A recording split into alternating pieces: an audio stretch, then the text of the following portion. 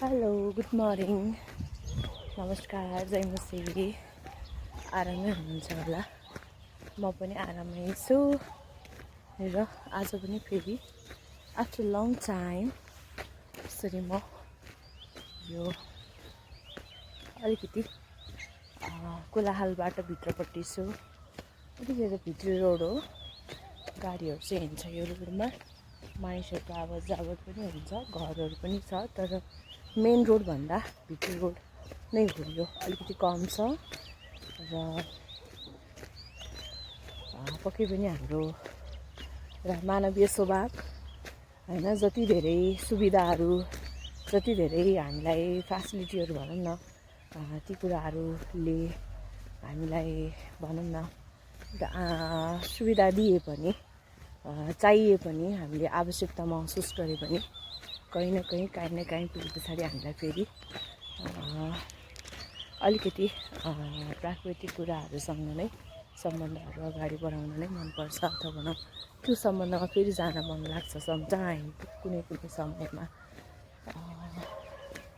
भित्री बाटो हिँड्दाको एउटा फाइदा भनौँ अलिकति कुकुरहरू धेरै हिँड्छ कि त्यस्तो जस्तो बाटोभरि कुकुरहरू हिँड्दा छ अनि मलाई कस्तो डर लाग्छ र पनि फेरि यस्तो ठाउँ पनि मनपर्छ तपाईँहरूलाई पनि मनपर्छ र घाम चाहिँ त्यो डाँडाबाट निस्किँदैछ नेचुरल ब्युटी त्यो चाहिँ तपाईँहरूले कतिपटक सिनहरूमा देख्नुहुन्छ होला यस्तो होइन तपाईँहरूले कुनै आँखाले पनि यस्तो कुराहरू अवलोकन गर्नुहुन्छ होला कतिपटक चाहिँ चाहेर पनि हामीले पाउँदैनौँ अहिलेको समयमा चाहिँ किनकि घना बस्ती भइसकेको छ घना जङ्गलबाट घना बस्तीमा परिणत हुँदैछ बिस्तारै ठाउँहरू वाउ कस्तो राम्रो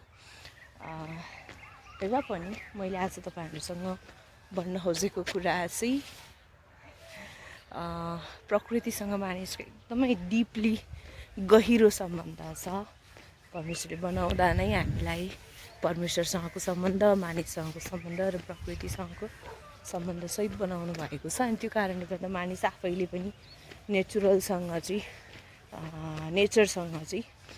सम्बन्ध राख्न खोज्दो रहेछ के त्यो मनले पनि त्यो खोज्दो रहेछ प्रकृतिसँग रमाउन मन पर्दो रहेछ अनि हिँड्न मन लाग्छ अनि त्यसले चाहिँ हामीलाई रिफ्रेस पनि गर्छ रहरले मात्रै होइन साँच्चै यो कनेक्सन नै छ सम्बन्धित छ र त्यो सम्बन्ध भएको कारणले गर्दा मानिसहरू खुसी पनि हुन्छन्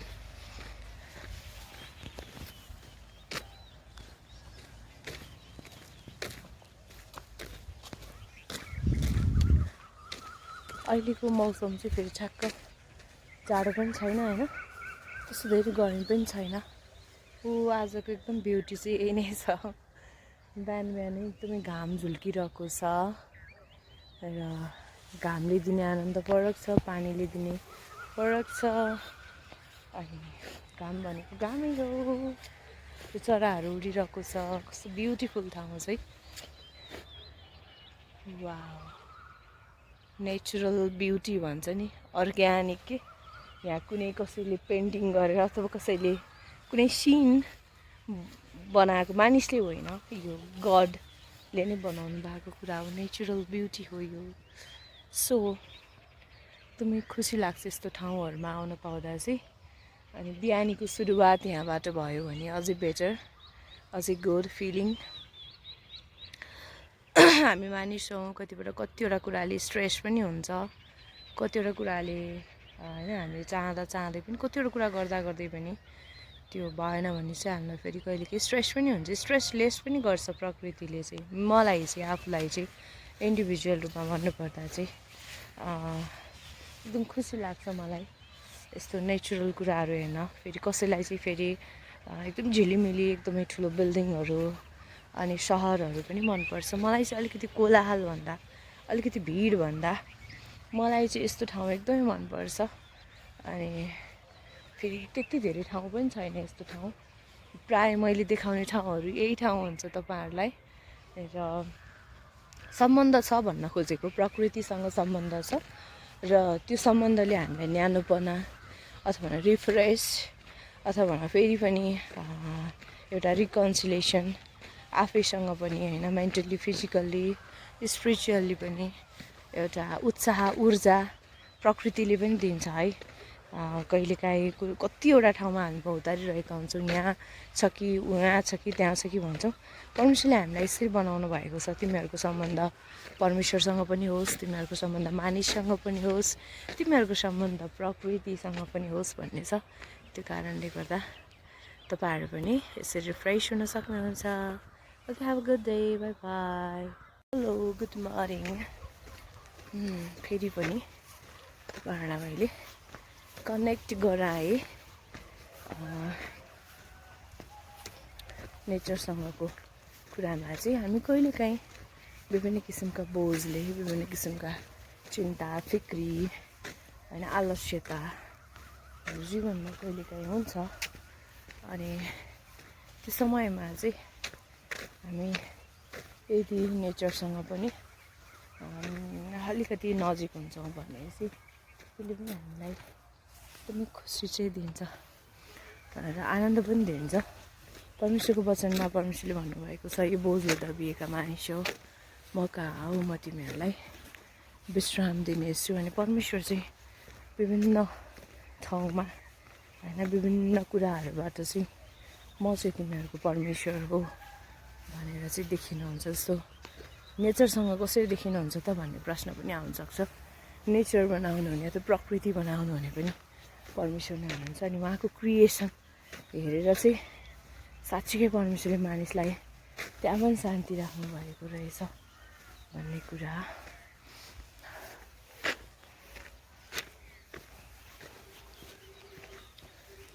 हामीले महसुस गर्न सक्छौँ यो पक्कै हामी मानिस जातिले बनाएका होइनौँ यो कुराहरू। अब यसलाई अलिअलि काटछाट गर्ने प्रयोग गर्ने आफ्नो ठाउँमा छ, तर नेचुरल कुरा जस्तो बिहानी उठिसके पछाडि झिसमिसे अँध्यारो अनि त्यस पछाडिको जुन घाम उदाउँछ त्यसले दिने खुसी आनन्द पनि फरक छ।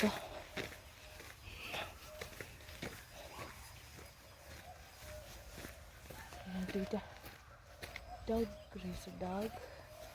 किनकि मलाई चाहिँ डग देखेर एकदमै डर लाग्छ। बाटोमा एक्लै हिँड्दाको डर भनेको चाहिँ डग नै हो। उताबाट पनि दुईवटा डगहरू फ्रेन्डसिप गरेर आइरहेछन्। त्यो कतिवटा त टोक्न पनि आउँछ कि फेरि, त्यो हिसाबले चाहिँ डर लाग्छ। अदरवाइज त्यस्तो खासै के गर्छ र भन्ने पनि लाग्छ।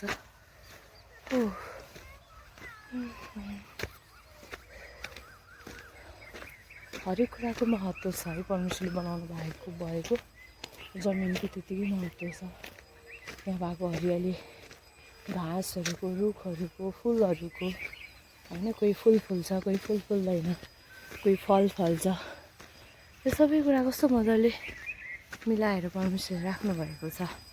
अनि यो चाहिँ हाम्रो लागि हो, अनि यसमा चाहिँ तिमीहरू आनन्दित हुन सक्छौ भनेर परमेश्वर दिनुभएको छ।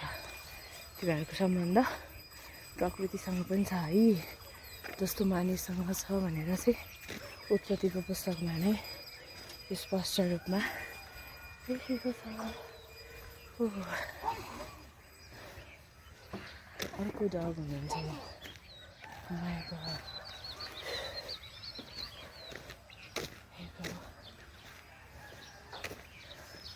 स्टेप बाई स्टेपमा चाहिँ डगहरू भेटिन्छ। यति धेरै सङ्ख्या वृद्धि भएको छ है।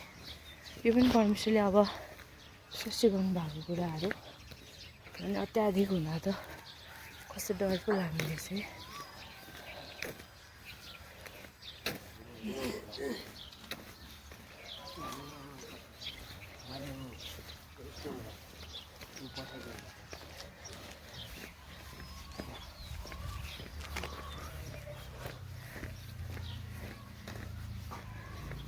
यहाँ चाहिँ फेरि अलिकति करिस बाहिर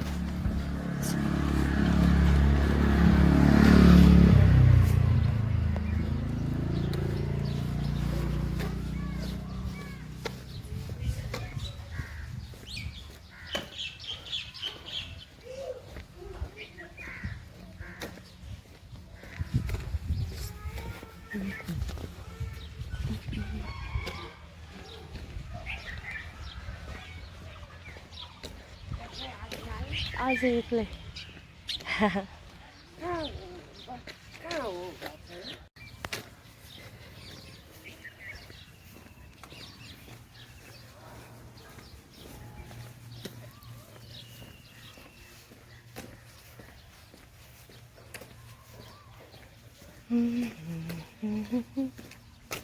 कस्तो यो घाँटीमा समस्या भइरहेछ मेरो हिजो आज टन्सिल जस्तो।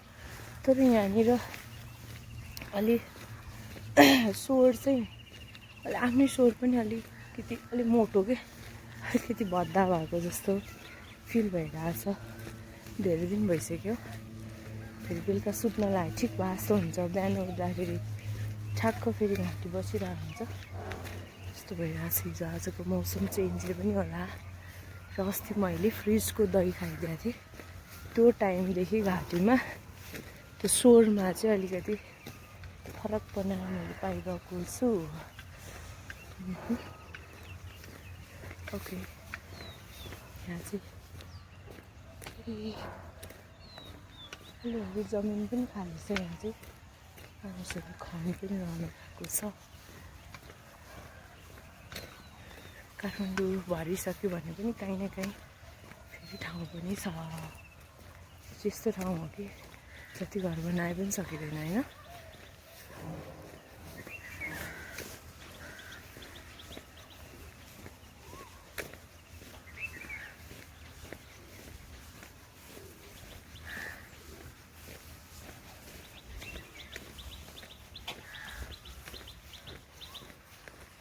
यहाँ चाहिँ म दैनिक रूपमा हिँड्ने भएको भएर कतिजना घरको दिदीहरू बोल्नु पनि हुन्छ मसँग। सो नबोले पनि कोही हाँस्नुहुन्छ, कोही चाहिँ बोल्नुहुन्छ। यस्तै छ, रमाइलो छ।